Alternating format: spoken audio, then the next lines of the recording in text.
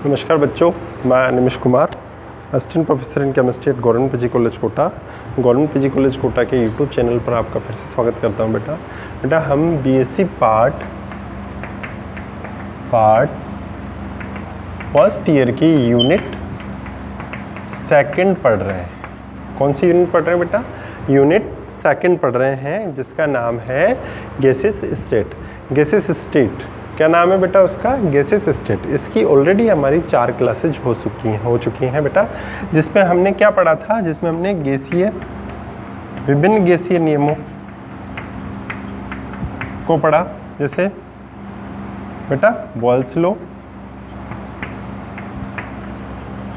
Charles law, Avogadro law.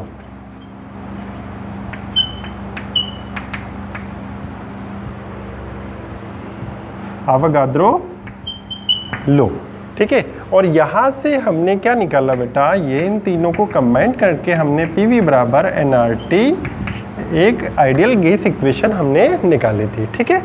PV बराबर nRT ideal gas equation निकाली थी। फिर उसके बाद हमने बेटा क्या पढ़ा? गैसों का अणुगति सिद्धांत। क्या पढ़ा? गैसों का अणुगति सिद्धांत, ठीक है बेटा। आइडियल गैस के बारे में हमने पढ़ा था कि आइडियल गैस वो होती है जो गैसीय नियमों का पालन करती है, यानी बॉयल्स लॉ, चार्ल्स लॉ और आवागाद्रो लॉ का पालन करती है, तथा PV बराबर nRT को जो आइडियल गैस इक्वेशन है उसको फॉलो करती है, ठीक है। और रियल, अब हम आज ना बेटा रियल गैसेस के बारे में पढ़ेंगे। रियल गैसेस मैंने बताया था आपको कि जो गैसीय नियमों का पालन नहीं करती, जो गैसीय नियमों का पालन नहीं करती हैं,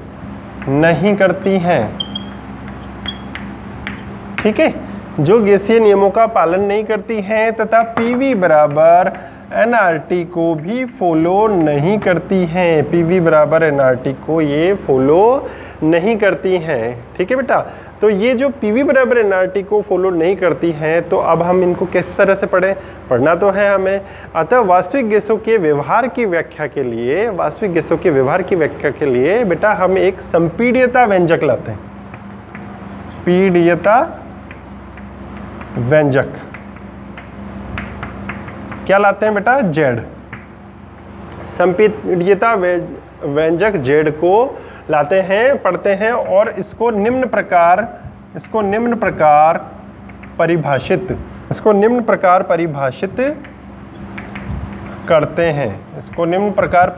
करते हैं। संपीड्यता व्यंजक, संपीड्यता गुणांक Z को लाते हैं बेटा हम, और क्योंकि PV बराबर nRT ये फॉलो नहीं कर रही है वास्तविक गैसें, रियल गैसें, तो अब हम क्या करेंगे बेटा? एक संपीड्यता व्यंजक को लाएंगे।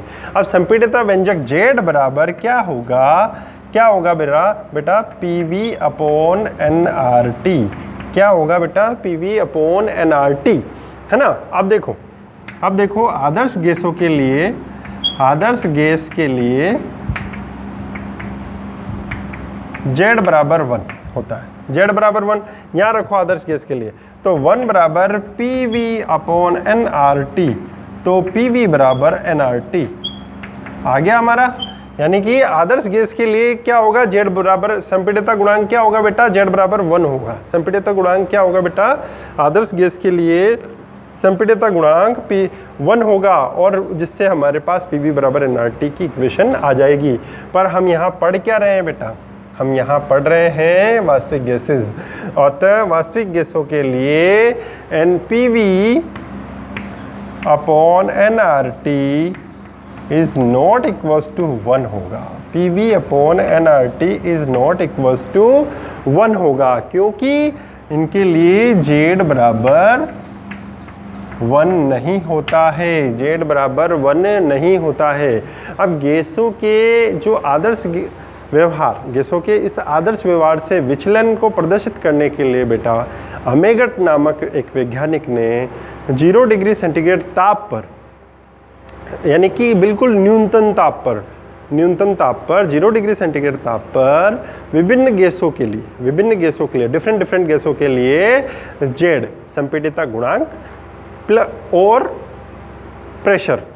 गुणांक और pressure at 0 degree centigrade temperature पर एक वक्र खींचा, एक वक्र खींचा बेटा किसके बीच में,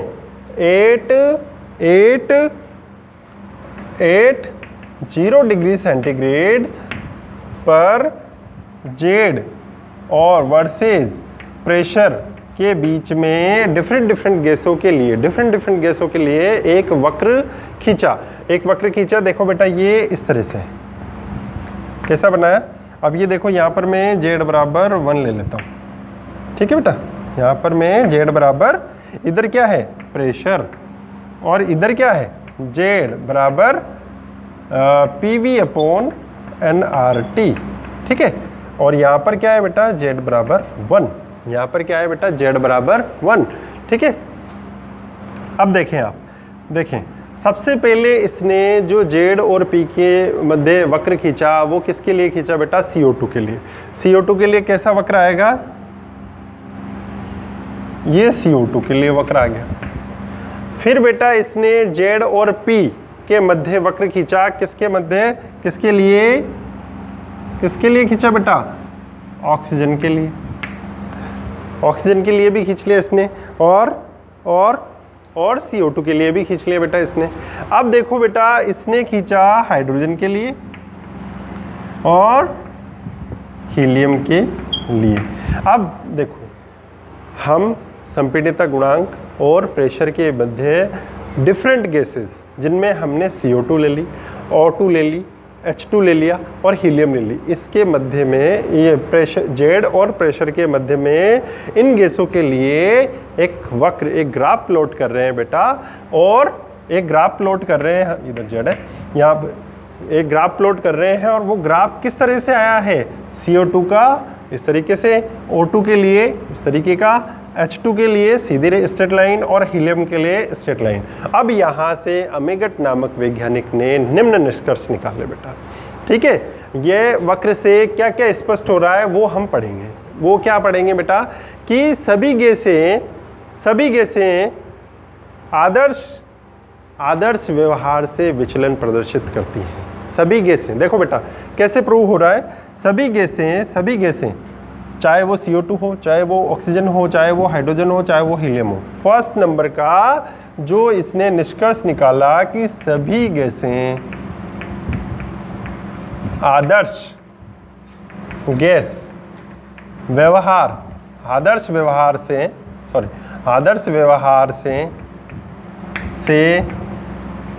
विचलन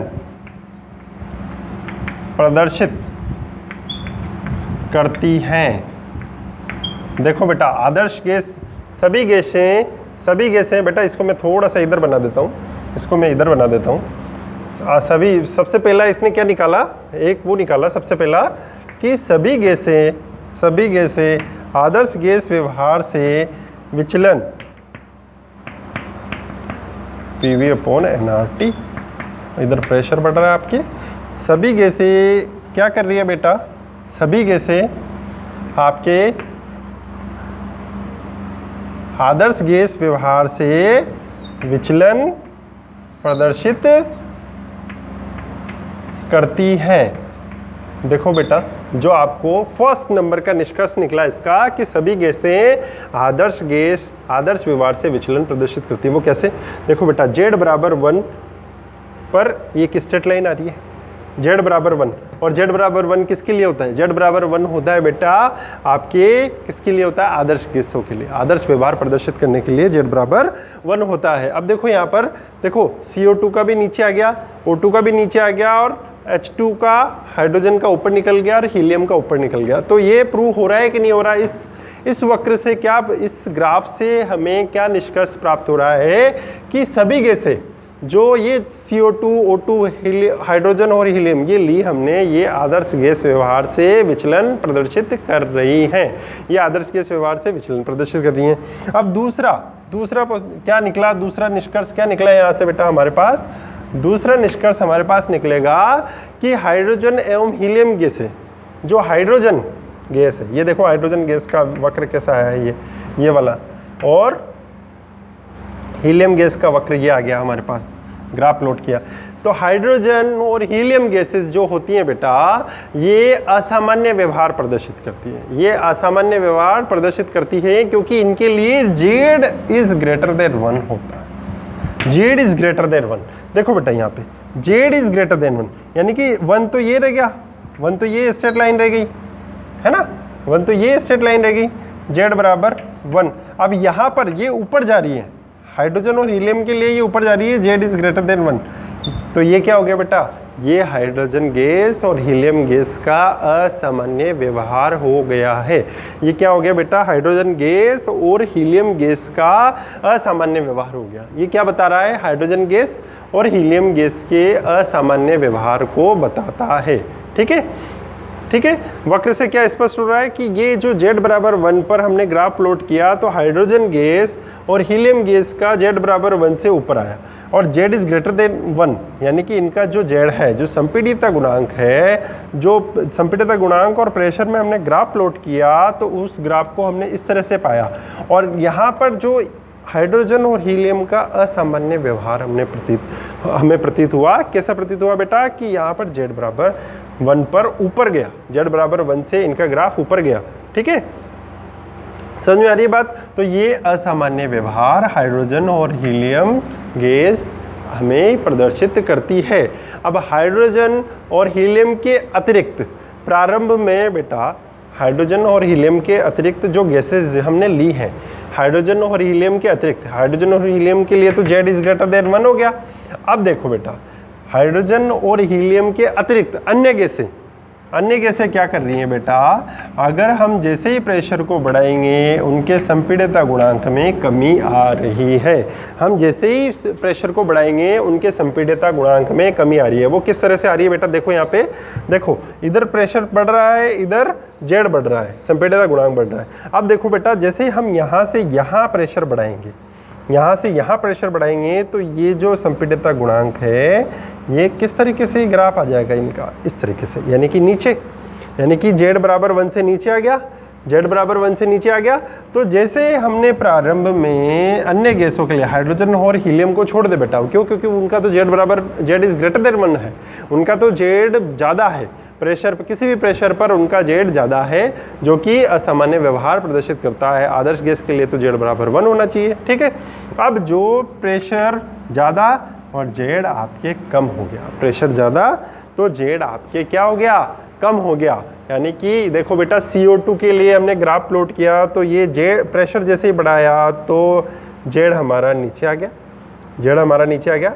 O2 के लिए जैसे ही हमने प्रेशर बढ़ाया तो ये देखो Z हमारा नीचे आ गया, यानी कि Z is less than 1, Z 1 से कम हो गया, Z 1 से कम हो गया। ठीक है, पर ये तो थी बेटा प्रारंभ में, यानी कि जैसे जैसे हमने, ये प्रारंभ है, यानी कि ये प्रारंभ है, जब हमने बेटा प्रेशर बढ़ाया तो Z जो संपीड़ितता गुणांक है वो कम हो गया। ये हमारे पास इनिशियल स्टेज में हमें ये ऑब्जर्वेशन प्राप्त हुए। पर जैसे ही कुछ समय पश्चात बेटा, कुछ समय पश्चात निश्चित दाब पर Z का मान बेटा, Z के मान में, Z में वृद्धि होने लगती है, Z में वृद्धि होने लगती है। Z में क्या हो जाती है बेटा, वृद्धि होने लग जाती है। देखो बेटा, यहाँ पर ग्राफ को देखो अच्छे से, देखो जब प्रारंभ में हमने प्रेशर को कम बढ़ाया तो Z के मान में 1 से भी नीचे आ गया, ये Z बराबर 1 है, Z बराबर 0, तो यानी 1 से नीचे आ गया ये। अब देखो यहाँ पर जैसे निश्चित ताप पर, ये कोई ताप, ये है बेटा हमारे पास प्रेशर, इस पर हमें क्या प्राप्त हुआ, Z अब बढ़ने लग गया। देखो बेटा, ये लाइन ऊपर जा रही है, ये लाइन ऊपर जा रही है। तो निश्चित प्रेशर पर ताप तो 0 डिग्री सेंटीग्रेड ले रखा है हमने, निश्चित प्रेशर पर बेटा Z के मान में वृद्धि प्रतीत होती है। इस ग्राफ से वो हमें स्पष्ट हो रहा है। निश्चित प्रेशर पर हमें क्या मिल रहा है, निश्चित प्रेशर पर हमें Z के मान में वृद्धि प्रतीत होती है। और ये बेटा अमेगट नामक वैज्ञानिक ने ये वक्र बनाया है। इसके 3 पोस्टुलेट्स हमारे सामने हैं। फोर्थ इस ग्राफ से क्या निकला बेटा हमारे पास, फोर्थ कंडीशन क्या निकली कि जेड इज लेस देन 1 अवस्था पर ये आदर्श गैस से, जो आदर्श गैसें हैं, मतलब जो गैसें हैं वो आदर्श व्यवहार से नेगेटिव विचलन प्रदर्शित करती है। देखो बेटा जेड इज लेस देन 1 पर आदर्श व्यवहार गैसें जो हैं, चाहे वो CO2 ले लीजिए, चाहे वो O2 ले लीजिए, H2 और हीलियम को छोड़ दीजिए क्योंकि ये असामान्य व्यवहार प्रदर्शित करती हैं। तो जेड इज लेस देन 1 पर CO2 और O2, Z is less than 1 पर CO2 और O2 क्या करती है बेटा, नेगेटिव विचलन। ये नेगेटिव जा रहा है, नीचे जा रहा है, नीचे की तरफ है, जिससे अब ये इससे क्या निष्कर्ष निकलता है बेटा, ग्राफ से तो निष्कर्ष निकला कि जेड इज लेस देन 1 पर नेगेटिव विचलन आ गया हमारे पास, ठीक है, जिससे गैस की संपीड्यता अधिक हो जाती है बेटा। उसकी जो संपीड्यता है उसको कंप्रेस करने की पावर वो अधिक हो जाती है और गैसों का द्रवण है वो आसानी से हो जाता है बेटा। बहुत इंपॉर्टेंट एक ये निकला निष्कर्ष, जेड इज लेस देन 1, यानी कि जेड का मान 1 से कम होने पर ये ग्राफ में नेगेटिव विचलन प्रदर्शित करती है। ये गैसें नेगेटिव विचलन प्रदर्शित करती हैं। क्या करती है बेटा, ये नेगेटिव विचलन प्रदर्शित करती है, ठीक है। तो जिससे इसकी संपीड्यता, इन गैसों की संपीड्यता अधिक हो जाती है। संपीड्यता क्या हो जाती है, अधिक हो जाती है बेटा। इससे इस गैसों की संपीड्यता अधिक हो जाती है। समझ में आ रहा है बेटा बात। अब देखिए आप, संपीड्यता अधिक हो जाने पे इनका द्रवण आसानी से संभव हो पाता है, ठीक है बेटा। इनका द्रवण आसानी से संभव हो पाता है। देखो बेटा जेड इज लेस देन 1 पर नेगेटिव विचलन दर्शा रही है, जेड इज लेस देन नीचे की तरफ आ रही है, ये जेड नीचे की तरफ कम होता जा रहा है हमारे पास। तो इससे क्या है कि इनकी संपीड्यता, इनको कंप्रेस करने की पावर जो होती है बेटा वो अधिक हो जाती है और इनका द्रवण आसानी से हो जाता है। फिफ्थ और लास्ट जो हमारे को इस वक्र से, अमेगेट वक्र से जो निष्कर्ष निकला वो ये है बेटा कि जेड इज ग्रेटर देन 1 पर, हमने पढ़ा था अभी जेड इज लेस देन 1 पर, अब हम जेड इज ग्रेटर देन 1 पर पढ़ रहे हैं। जेड इज ग्रेटर देन 1 पर जो ये गैसेस हैं, देखो बेटा यहाँ पर 5 कर दूं मैं, और ये Z is greater than 1 positive विचलन प्रदर्शित करेगी। देखो बेटा जेड का मान बढ़ रहा है, यहाँ पे जेड इज ग्रेटर देन 1 पर ये ऊपर की तरफ जा रही है, यानी कि पॉजिटिव विचलन प्रदर्शित करती है। तो संपीडिता इनकी कम हो जाएगी बेटा। क्या हो जाएगी, संपीडिता इनकी कम हो जाएगी और इनका द्रवण आसानी से संभव नहीं हो पाएगा। इनका द्रवण आसानी से संभव नहीं हो पाएगा। देखो बेटा यहाँ से जेड इज लेस देन 1 पर ये नेगेटिव विचलन और जेड इज ग्रेटर देन 1 पर यहाँ पर देखो ये पॉजिटिव विचलन आ रहा है। पॉजिटिव विचलन ऊपर ग्राफ की तरफ, ऊपर की तरफ आ गया। अब इससे जो नेगेटिव था, जब जेड इज लेस देन था तो इनकी संपीडिता अधिक थी और जेड इज ग्रेटर देन 1 पर संपीडिता कम हो जाएगी। अब संपीडिता कम होने पर यहाँ पर अधिक थी संपीडिता, तो इनको द्रवण में इनका द्रवण आसानी से हो सकता था, और यहाँ पर बेटा संपीडिता कम है, कंप्रेसिबिलिटी कम है, तो यहाँ पर इनका द्रवण आसानी से नहीं हो पाएगा। इनका द्रवण आसानी से नहीं हो पाएगा। तो बेटा आपको समझ में आया होगा कि अमेगट नामक वैज्ञानिक ने CO2, O2, H2 और हीलियम के लिए जो संपीड्यता गुणांक और प्रेशर के मध्य, संपीड्यता गुणांक जेड और प्रेशर के मध्य एक वक्र खींचा, जिससे हमें 5 निष्कर्ष प्राप्त हुए। जिससे हमें क्या प्राप्त हुए, 5 निष्कर्ष प्राप्त हुए। पहला है बेटा सभी गैसें आदर्श व्यवहार से विचलन प्रदर्शित करती है। दूसरा हाइड्रोजन हीलियम जो है वो असामान्य व्यवहार प्रदर्शित करती हैं, क्योंकि इनके लिए Z is always greater than 1। फिर जैसे हमने प्रेशर बढ़ाया, जैसे जेड का मान कम हो जाता है कुछ समय के लिए किसी निश्चित प्रेशर पर, और किसी निश्चित प्रेशर पर वापस पॉजिटिव हो जाता है बेटा, वापस जेड इज ग्रेटर देन 1 हो जाता है CO2 और O2 के लिए, ठीक है। और जब हम बेटा ये z इज लेस देन 1 होता है तो इसके संपीड़ितता गुणांक जो संपीड़ितता है वो अधिक हो जाती है, जिससे इनका द्रवण आसानी से संभव हो जाता है। और किसी निश्चित प्रेशर के बाद z इज ग्रेटर देन 1 हो जाता है, जिससे इनकी संपीड़ितता कम हो जाती है और इनका द्रवण आसानी से संभव नहीं हो पाता। बेटा आज की क्लास में इतना ही। Thank you so much.